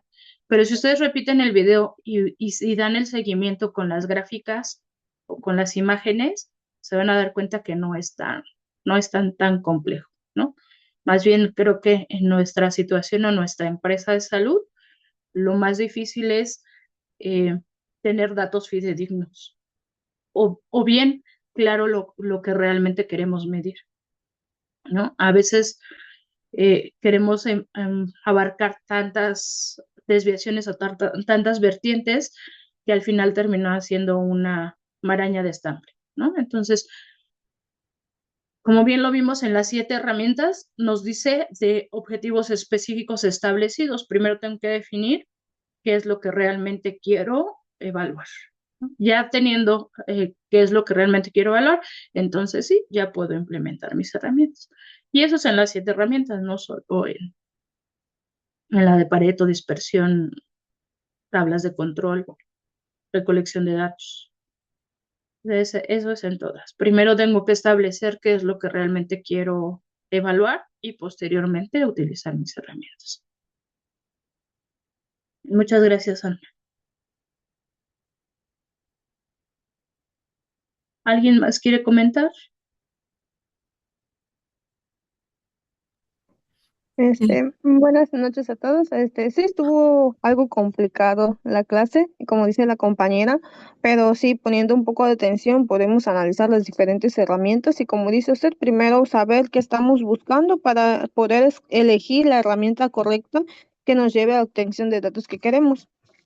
Como estaba mencionando, se aplicaría más la gráfica y el FODA para lo del... Es cierto que es lo que más se aplica ahora últimamente en hospitales por lo de las fortalezas, oportunidades, debilidades o amenazas, que se busca entender lo que es el contexto interno y externo de nuestra institución, los problemas o todo lo que conlleva para poder enfrentar algún problema o situación en el hospital. Por eso es muy importante determinar primero lo que buscamos para poder elegir la herramienta correcta. Y fíjense que se puede echar de mano de todas las herramientas, ¿no? Por ejemplo, podemos iniciar con una lluvia de ideas para tener en consideración todas las posibles causas. Y luego hacer un diagrama de causa raíz o bien espina de pescado. Y entonces voy delimitando las causas y las situaciones y posteriormente realizar un FODA, ya que tengo la causa principal o que determiné la causa principal, entonces ya empleo un FODA porque el FODA me va a dar la solución a la situación. Realmente el FODA lo que nos da es como las posibles soluciones, no las causas del problema. ¿Vale? Entonces puedo hacer una variación de tres. Cuando yo estoy perdida, que no hallo ni pies ni cabeza a la situación, al proceso, a la situación que me está ocasionando alguna error, alguna complicación, alguna circunstancia, alguna situación, puedo echar mano de una lluvia de ideas, por ejemplo, ¿no? Y ya en relación a la lluvia de ideas, bueno, es que a veces lo que nosotros percibimos desde dentro no es lo mismo que perciben los de fuera, ¿no? Entonces, cuando nosotros ya tenemos la opinión de los externos, nos podemos dar cuenta de cosas que a lo mejor no observábamos, ¿no? Entonces, que por eso nos habla de una lluvia de ideas y que es como permitir todas las ideas o todas las posibles observaciones o aportaciones que pudiera tener cada uno de los que incluimos en esta sesión, ¿no? Y de igual forma, ya que tengo clasificado, dividido y toda esa lluvia de ideas, ya puedo tomar de todo eso las más importantes o las que tenemos con mayor frecuencia y de esa manera hacer un diagrama de Chicago y clasificarlas de acuerdo a las 6 M's. Que les vuelvo a repetir, no siempre se llevan las 6 M's. Es una sugerencia, más sin embargo no es una regla, ¿vale? Y ya de ahí se realiza un FODA para darle solución a la situación. Muy bien.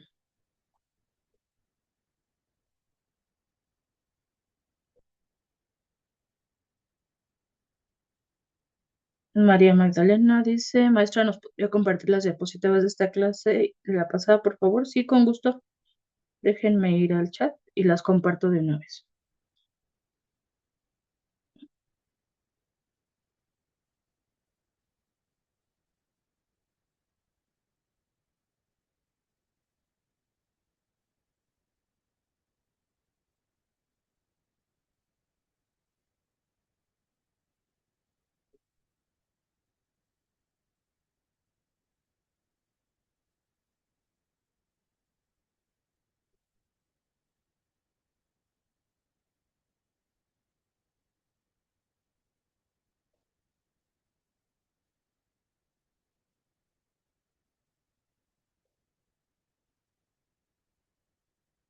Esta es la de hoy de herramientas y la clase anterior vimos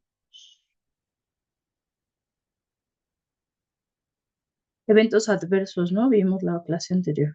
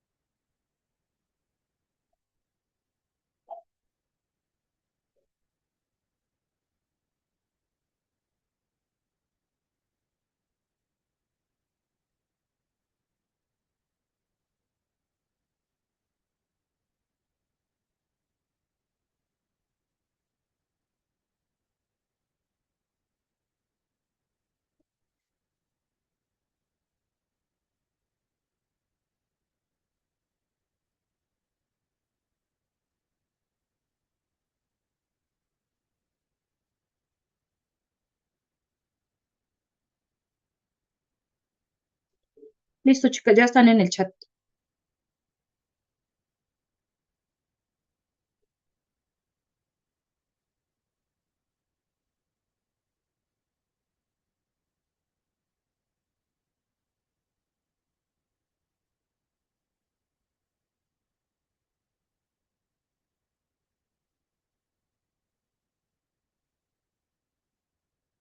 Bien. Bueno, si no tenemos más que decir, les agradezco mucho su atención. Espero haya sido práctico y de utilidad el tema que vimos el día de hoy. Nos vemos la próxima semana. Descansen. Bonita semana.